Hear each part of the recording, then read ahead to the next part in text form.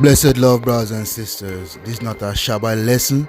It's an impromptu video, and I came across this historical video. Right, I'm going to title it "Drown Town."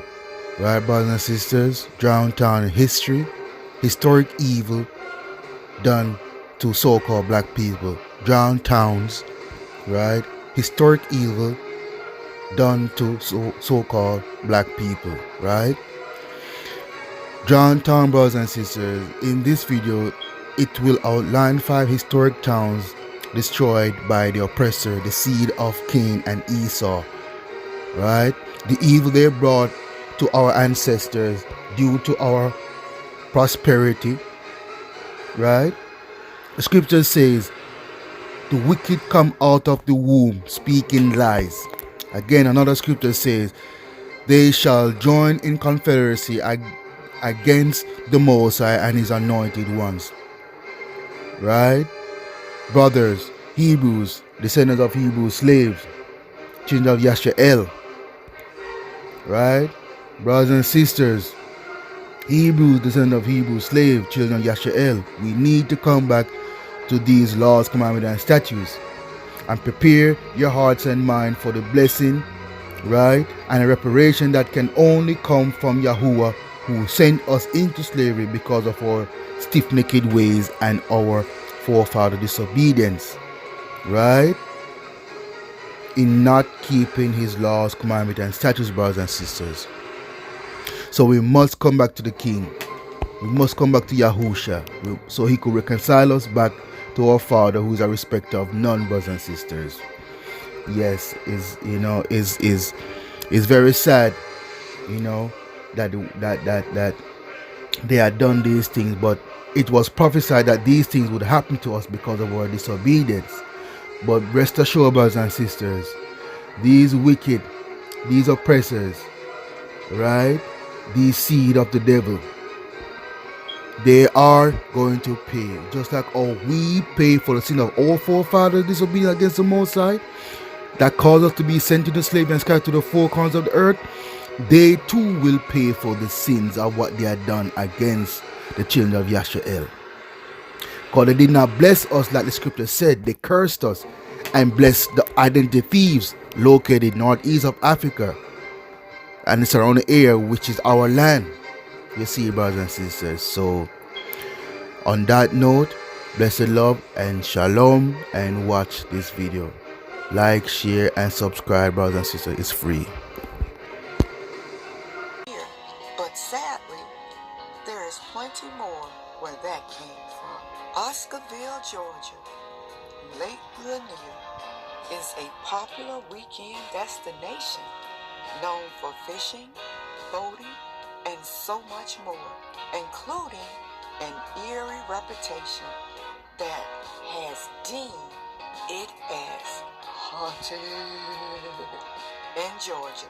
But one lesser known fact is the lake sits on top of a black town called Oscarville. Oscarville was burnt down in 1912, and more than 1,000 residents were forced to flee following the allegations of rape. Rob Edwards was arrested in September 1912, along with Ernest Knox and Oscar Daniel, both teenagers, all accused of raping and murdering a young white woman named May Crow.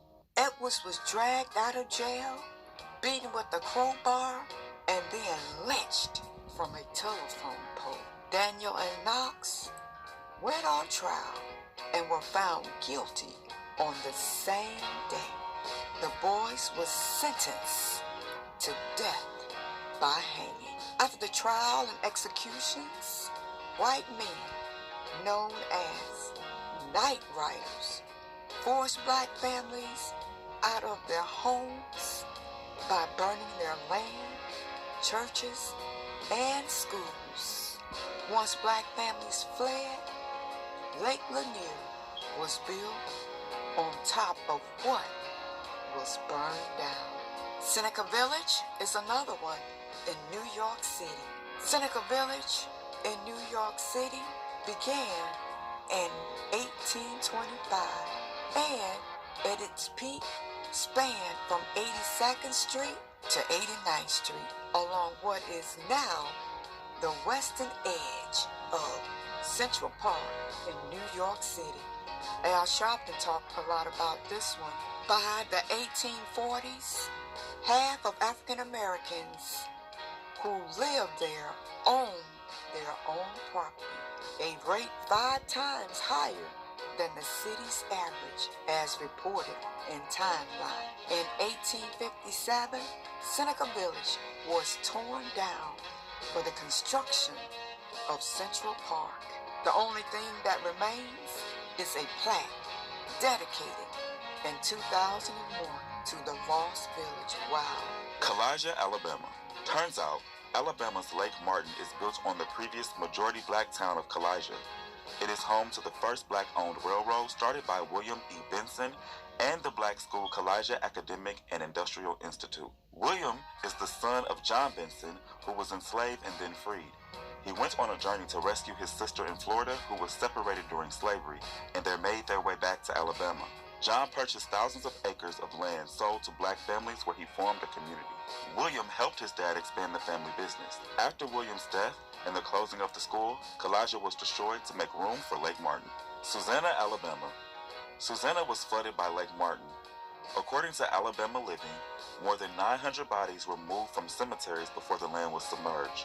The town once included a gold mine, a school, 2 mercantile, a grist mill, a flour mill, a sawmill, a blacksmith's shop, and a church. Vanport, Oregon. In the 1940s, Vanport was the center of a booming shipyard industry because of World War II and quickly became the second largest city in the state. With soldiers being drafted overseas to fight in the war, Oregon saw a labor shortage. This resulted in a great migration of black Americans from the South. These new workers needed places to live, as the Albana neighborhood was the only place where black people could live legally.